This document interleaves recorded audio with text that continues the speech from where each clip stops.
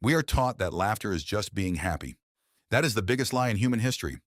If you look at our ancestors, they weren't sitting around the fire telling dad jokes for fun. Humor was a survival tool. It was a weapon. And if you didn't know how to use it, you were a liability to the tribe. Think about the first time a kid realizes they can trick their parents. A toddler hides behind a curtain, jumps out and says, "Boo!" The parent acts scared and laughs. That kid just learned the most important lesson of their life. They can manipulate the reality of the people around them.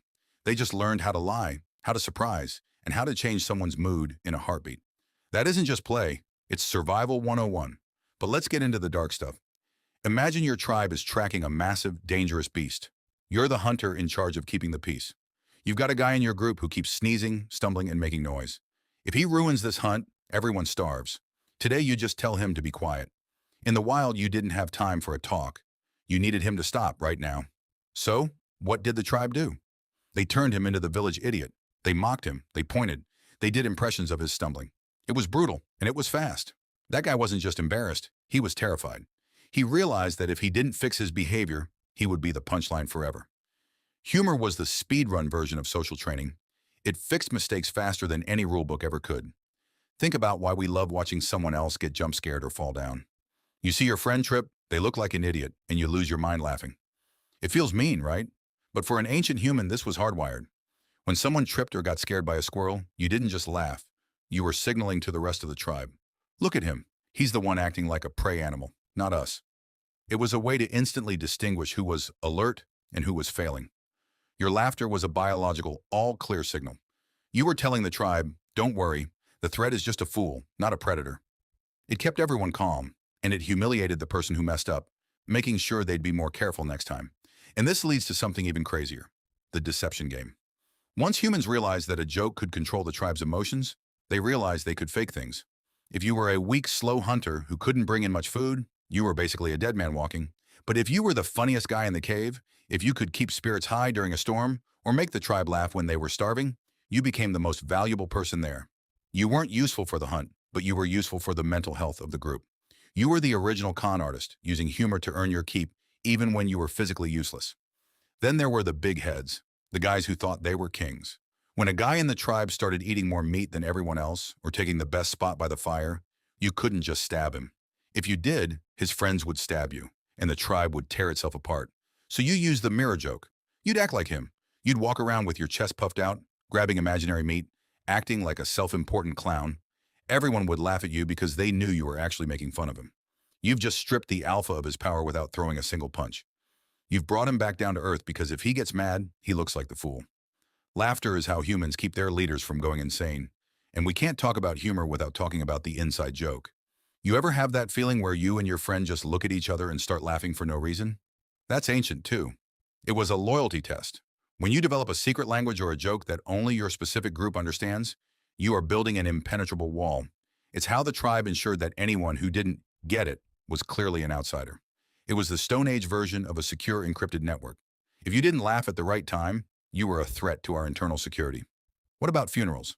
We think laughing at a funeral is disrespectful. Our ancestors knew the truth. It was a panic breaker. When someone dies, the whole tribe is looking at the body, and their brains are screaming, "That's going to be me next." The fear is so high that the tribe is about to freeze up and stop functioning. So someone tells a story about how the guy who died once accidentally sat in a campfire. Suddenly everyone laughs, the tension breaks, the tribe stops panicking and goes back to work. Humor was the reset button for a group that was constantly on the edge of a nervous breakdown. There's also the sonic code of laughter. We focus on the joke, but we forget the sound. Why is human laughter so loud, so repetitive, and so contagious? In the dense, pitch-black jungle or the deep corners of a cave, you couldn't see your tribe. You couldn't see if someone was a threat or a friend, but you could hear them. A group of people laughing together was a massive sonic beacon. It was the ancient world's version of a status update. It told everyone, within earshot, we are here, we are unified, and we are not afraid. If you heard that sound, you knew you were approaching a safe zone. If the laughing stopped, you knew the tribe was in trouble. Laughter was the all-clear siren of the Paleolithic. When you laugh today, you aren't just expressing joy, you are performing an ancient ritual of group solidarity that says, I am with you and I am not a threat. Then there is the prank, the oldest form of psychological warfare. We think of a prank as fun, but look at what happens when you prank someone. You are actively trying to bypass their logic and trigger their panic. You are forcing them into a state of temporary insanity. Ancient humans lived in a world of rigid survival rules. You did the same thing at the same time every single day. The prank was the only way to break that monotony. It was a controlled chaos event. By surprising a member of the tribe, you were testing their ability to adapt to sudden, unexpected change. If they got angry and aggressive, it showed the tribe that they were becoming unstable. If they laughed it off, it showed they were resilient and ready to handle the unpredictable nature of the wild. Pranking wasn't about being mean. It was a stress test for your tribal brothers and sisters.